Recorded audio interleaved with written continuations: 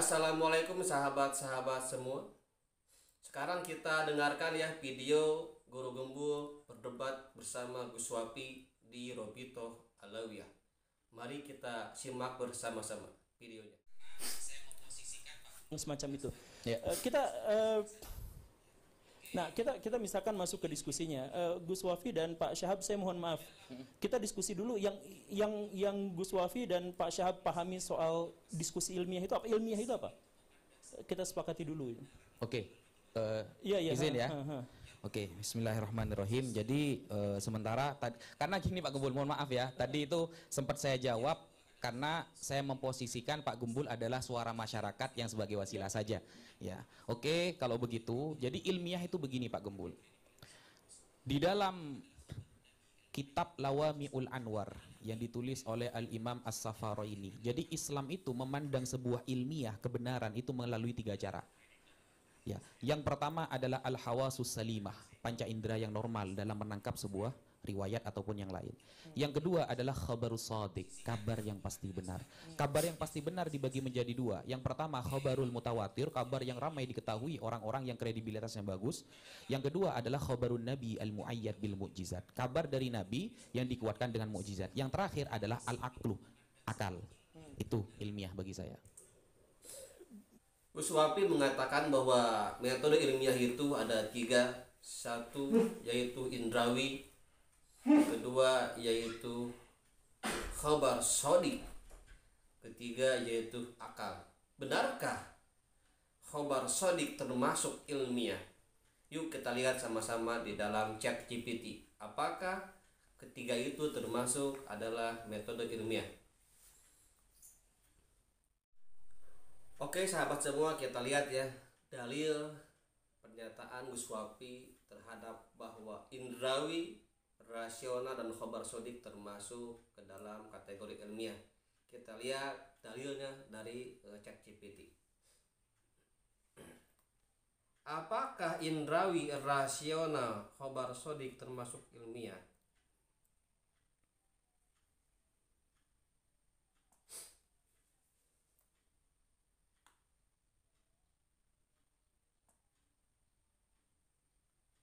Indrawi, khobar shadiq dan rasional memiliki peran yang berbeda dalam konteks keilmuan.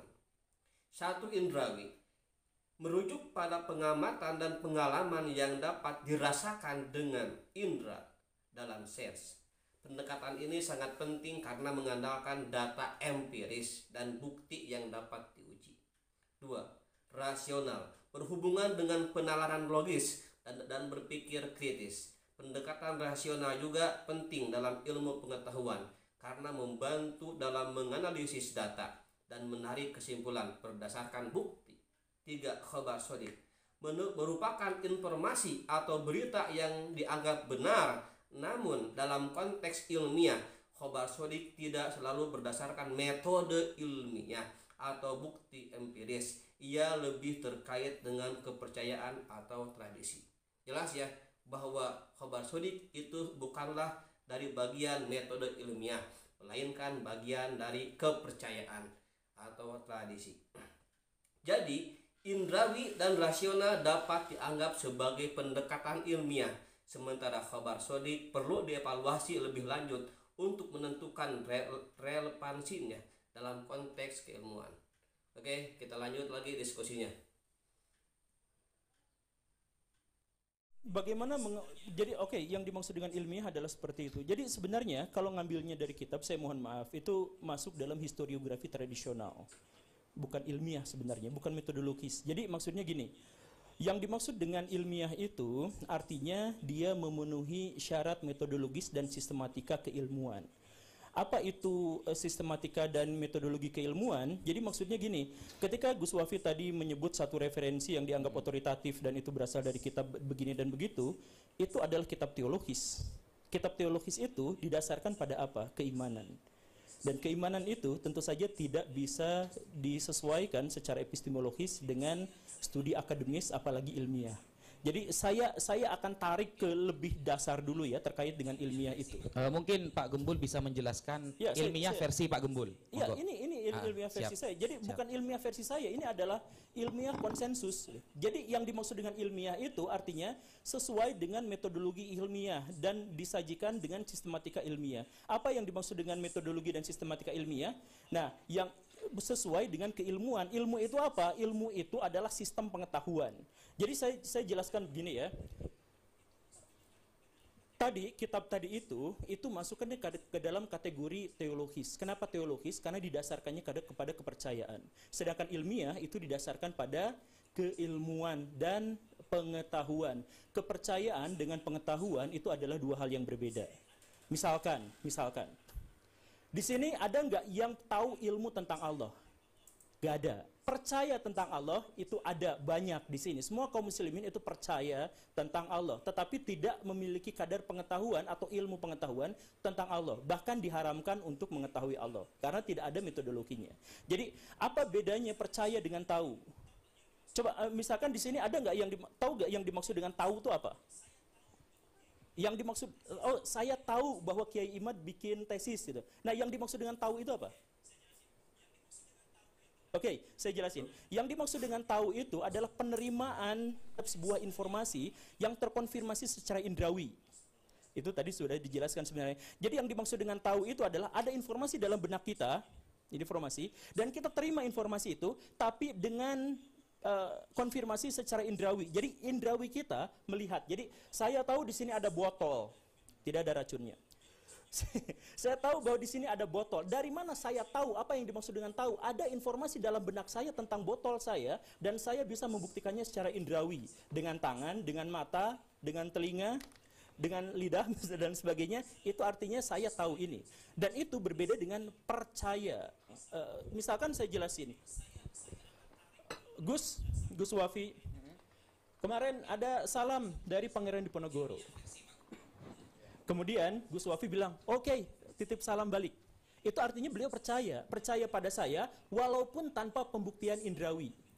Oke ya, jadi itu yang dimaksud dengan percaya. Jadi saya percaya kepada Nabi Muhammad SAW bukan gara-gara saya bisa mengindra beliau, tetapi karena saya percaya. Bahkan tanpa indrawi. Jadi ada informasi dalam benak saya terima. Makanya Islam itu pasrah kan. Artinya dengan atau tanpa pembuktian saya pasrah percaya pada sesuatu ini gitu. Itulah yang namanya iman. Nah, karena kepercayaan itu tidak didasarkan pada indrawi, ujungnya adalah agama. Sedangkan pengetahuan itu ujungnya adalah ilmiah. Pengetahuan itu setelah kita tahu, kemudian berkolaborasi dengan pengetahuan-pengetahuan yang lain menjadi sebuah sistem, maka itu disebut sebagai ilmu. Nah, kajian terkait dengan ilmu disebutnya ilmiah. Gitu. Jadi ketika misalkan kita berbicara tentang nasab, ayo kita bahas, kan kesepakatannya ya, kita bahas secara ilmiah dengan metodologi ilmu. Nah, metodologi nasab yang tadi dibahas itu, saya mohon maaf dengan segala kerendahan hati saya katakan itu tidak sesuai dengan kaidah ilmiah, tidak sesuai dengan kaidah akademik. Makanya ketika saya menyatakan saya terpisah dengan Kiai Imad, saya menghormati beliau secara pribadi sama seperti saya menghormati Gus Wafi, tapi itu tidak sesuai dengan metodologi ilmiah. Salah satu contohnya, Gus Wafi pernah dalam perdebatan pertama itu dengan Pak Kori yang akhirnya dipermalukan pada yang waktu di Banten, itu. Iya, yang di Banten itu. Gus Wafi bersama Pak Rumail, bersama Pak Hanif Alatos itu mengatakan, kitab nasab mana yang mensyaratkan ada bukti sezaman, begitu kan? Betul. Itu artinya ilmu nasab tidak sesuai dengan kaidah ilmiah. Karena kaidah ilmiah berarti harus terbukti secara indrawi. Jadi maksudnya hal itu. Jadi saya misalkan ya, nanti kita diskusikan sama-sama. Oke. Gus Rumail dan Gus Wafi mengatakan bahwa atau misalkan Kiai Imad mengatakan bahwa nasab itu terputus selama 500 tahun. Terus Gus Rumail kemarin mengatakan, oh enggak, ada temuan yang kami temukan lebih baru lagi. Terputusnya hanya 150 tahun dan bahkan bisa segini, misalkan begitu ya. Terputus 150 tahun artinya adalah saya seperti tadi. Saya ngomong sama Gus Wafi, Gus ada salam dari Pangeran Diponegoro. Karena Pangeran Diponegoro dengan saya itu rentang waktunya 150 tahun. Beliau wafat tahun 1855, saya lahir tahun 1985. Jadi ada rentang waktu sekitar 10 tahun di mana beliau hidup dan saya ada juga, rentangnya 150 tahun. Secara akademik, secara ilmiah, bolehkah Gus Wafi menerima perkataan ada salam dari Pangeran Diponegoro? Secara ilmiah tidak mungkin. Tidak diterima. Karena apa? Karena tidak mungkin secara indrawi ada orang yang bisa mengkonfirmasi itu. Kan begitu rumusannya. Nah, jadi kitab nasab, saya mohon maaf, metodologi nasab, saya mohon maaf ya, ada beberapa masalah, itu termasuk historiografi, karena apa? Di antaranya adalah kritik terhadap sumbernya tidak didasarkan pada teks. Kritik sumbernya tidak bisa diuji secara empiris. Begitu. Oke, boleh saya jawab? Iya, iya. Begini, berarti dari awal kita sudah berbeda metode ilmiah berarti ya. Kalau Pak Gembul lebih mengarah kepada indrawi. Sedangkan kitab yang saya sampaikan salah satunya adalah dengan indrawi. Kenapa bukti kitab sezaman itu tidak diterima oleh para ulama? Maksudnya itu tidak pernah ulama itu menyampaikan mana bukti kitab sezaman. Justru ini yang lebih ilmiah, saya buktikan Pak Gembul. Islam itu Pak Gembul, ketika ada orang bicara kepada saya, Ustadz Wafi, saya tadi melihat ada orang tabrakan di sana. Ya, otomatis saya secara indrawi tidak melihat. Maka hanya agama Islam. Pak Gembul bisa survei di agama yang lain. Karena mungkin Pak Gembul sudah mempelajari beberapa agama. Nah, survei. Hanya Islam yang paling ilmiah. Tidak ada agama yang memposisikan akal paling profesional daripada Islam. Ketika ada orang mengabarkan kepada saya bahwa di sana ada orang yang tabrakan, sedangkan saya tidak bisa melihat itu adalah benar atau tidak, istilahnya dalam usul fikih yahtamilu sidqa wal kadzib, bisa jadi dia benar, bisa jadi dia bohong. Maka yang pertama kali dipandang adalah orangnya. Nah, bagaimana hadis Pak Gembul? Kalau sampai hadis sama ilmu nasab ini jauh lebih tinggi ilmu hadis Pak Gembul. Belum selesai. Santai Pak Gembul, santai. Ini akan saya buktikan bahwa pertanyaan kitab sezaman itu sama sekali tidak ilmiah. Nah, kenapa? Karena begini, kredibilitas yang dilihat itu adalah orangnya, bukan teksnya. Bukan teksnya Pak Gembul. Makanya ketika saya berdiskusi dengan orang Kristen, Kristen bangga mereka memiliki ribuan teks kitab suci, tapi tidak ketemu siapa penulisnya.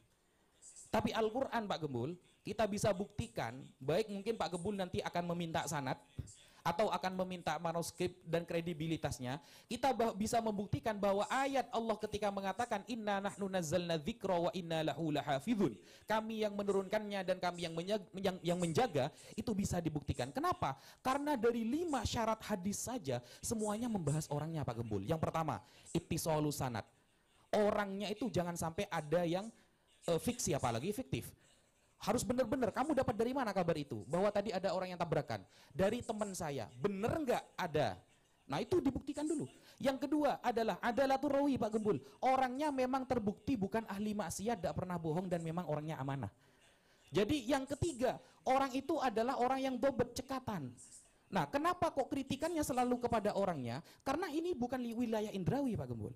Bagaimana lalu kemudian kita bisa meneliti orang yang 500 tahun lalu pernah melakukan ini dan itu, hanya mengandalkan teks saja seperti perkataan Kiai Imad, mana kitab sezamannya? Ini justru udah ilmiah. Kenapa? Karena perkara nasab ini bukan amrun qot'i Pak Gembul. Ingat ya, perkara nasab itu bukan amrun qot'i, bukan sesuatu yang 100%. Tetapi amrun zonni, keyakinan 80% ke atas. Sehingga ada teori Pak Gembul di dalam nasab namanya syuhrah wal istifadah. Bagaimana komentar masyarakat dulu tentang dia, itu yang kita ambil. Begitu Pak Gembul. Manggi ditanggapi. Oke, ya berarti ini menegaskan bahwa ilmu nasab itu tidak ilmiah. Karena sebenarnya kalangan akademisi itu menganggap bahwa ilmu nasab tidak ilmiah itu, satu adalah karena mengandalkan tradisi lisan, dan yang kedua adalah tidak memiliki metodologi yang pasti untuk bisa melakukan pembuktian, dan yang ketiga adalah subjektivitas. Dalam hal ini sudah ditegaskan subjektivitasnya oleh Gus Wafi. Tapi gini, metodologi ilmiah itu ketika saya mendapatkan kabar ada mobil kecelakaan di jalan, orang yang menceritakan kepada saya itu adalah unsur kedua atau ketiga. Yang pertama adalah saya datang langsung apakah ada jejak-jejak kecelakaannya atau bukan. Jadi bukan pada orangnya, tetapi pada jejak-jejaknya. Jadi dalam historiografi memang terkaitnya itu adalah pada jejak-jejaknya, pada artefaknya, pada keberadaannya. Nah, terkait dengan yang tadi itu, misalkan saya tanya sekalian pada Gus Wafi, misalkan ya, ini contoh kasus lah ya. Kiai Imaduddin mengatakan kurang lebihnya adalah yang memasukkan, yang mencangkokkan Ba'alawi ke dalam silsilah keturunan Nabi itu adalah Asyakran. Begitulah ya, menurut beliau. Kemudian menurut Pak Gus Rumail Abbas, oh tidak seperti itu karena begini begitu. Oke, jadi di situ polemiknya ada satu orang yang namanya siapa nama lengkapnya itu? Ali Asyakran. Asyakran. Bagaimana metodologi bagaimana cara kita menguji, bagaimana metodologi apa yang bisa kita dapatkan untuk menguji bahwa beliau itu jujur atau tidak? Ya, komentar orang-orang yang kenal dengan beliau. Komentar orang-orang berarti subjektif kan? Begini, Pak Gembul, kalau ilmiah itu harus semuanya dengan indrawi kapasitas kita semua. Ya itulah ilmiah. Nah, tidak gitu Pak Gembul, gitu tidak. Makanya saya gini aja dulu. Referensi Pak Gembul bahwa ilmiah itu hanya dengan indrawi di mana? Bukan, ilmiah itu bukan hanya dengan indrawi. Ilmiah itu hal pertama yang diuji adalah yang bisa terbukti secara indrawi. Jadi misalkan gini. Jadi kita itu hanya bisa menguji sesuatu yang nyata, gak mungkin menguji sesuatu yang goib. Ya. Mimpi itu gak bisa kita jadikan sebagai pedoman karena tidak bisa diuji secara indrawi. Misalkan, Gus Wafi menceritakan semalam saya mimpi bertemu dengan Nabi. Boleh gak ngomong seperti itu? Boleh. Kemudian saya diwartakan seperti itu, boleh percaya juga boleh tidak. Tapi mau saya percaya atau tidak itu bukan pengetahuan saya. Karena tidak ada metodologi khusus sampai sejauh ini yang bisa membuktikan apakah perkataan itu benar atau salah. Gitu kan? Oke. Nah, jadi karena tidak ada pengujinya, maka itu tidak disebut sebagai ilmiah. Tidak bisa disebut secara akademik. Tidak bisa diuji. Apa yang bisa diuji dari sesuatu yang goib? Sekarang ada pernyataan. Ada seorang yang mengatakan bahwa ini begini. Dari mana dari mana metodologi yang kita gunakan untuk mengatakan bahwa dia telah jujur? Ya dari komentator-komentator orang sebelahnya. Komentator orang sebelahnya itu subjektif. Ada orang yang dekat, ada orang yang jauh, dan kita benar-benar tidak tahu soal itu. Jadi itu goib. Nah ini jadi ini baru masalah dasar. Indrawi bukan satu-satunya. Ini justru malah level yang paling dasar agar kita bisa mengetahuinya secara ilmiah. Jadi kalau misalkan sejak awal sudah dikatakan bahwa ini subjektivitas, buktinya apa? Buktinya pengakuan seseorang diuji berdasarkan komentar orang di sekelilingnya, subjektif. Kemudian yang kedua, tidak didasarkan pada bukti-bukti sezaman dan sudah ditegaskan. Oke, sudah seperti itu. Dan kemudian yang ketiga itu subjektif, kemudian tidak didasarkan pada sezaman. Tidak sesuai dengan ini dan tidak memiliki metodologi verifikatif yang jelas, misalkan ya sudah selesai, artinya ini tidak lagi bisa ilmiah. Kalaupun misalkan nanti menyebutkan ini dari kitab-kitab, mohon maaf ya, itu bukan dari Islam, tapi itu adalah produk tradisi masyarakat Arab dan masyarakat Islam pada waktu itu. Karena Islam hanya memerintahkan untuk belajar ilmu nasab, bukan bagaimana menjelaskan metodologi nasab. Sehingga metodologi yang tadi dijelaskan itu bukan Islam dan tidak ilmiah. Itu hasil tradisi masyarakat pada waktu itu yang bisa dibantah, dan karena tidak sesuai dengan metodologi yang lebih modern, ya ayo kita diskusikan terkait ini gitu. Jadi sekali lagi ya, ada nggak cara selain... Terima kasih banyak Pak Guru. Jelas ya, seperti yang dikatakan oleh Guru Gembul bahwa metode ilmiah itu berdasarkan empiris, yaitu indrawi, dan juga rasional. Khobar shodi atau subjektif itu tidak bisa dikatakan sebagai metode ilmiah. Itu adalah kepercayaan. Maka batalah sudah pengakuan nasab-nasab Ba'alawi bahwa mereka termasuk dzurriyyah Rasulullah SAW. Kenapa? Karena tidak berdasarkan metode ilmiah. Oke sahabat semua, sekian video reaction dari saya. Jangan lupa like, comment, subscribe, and share. Akhirul kalam, wassalamualaikum warahmatullahi wabarakatuh.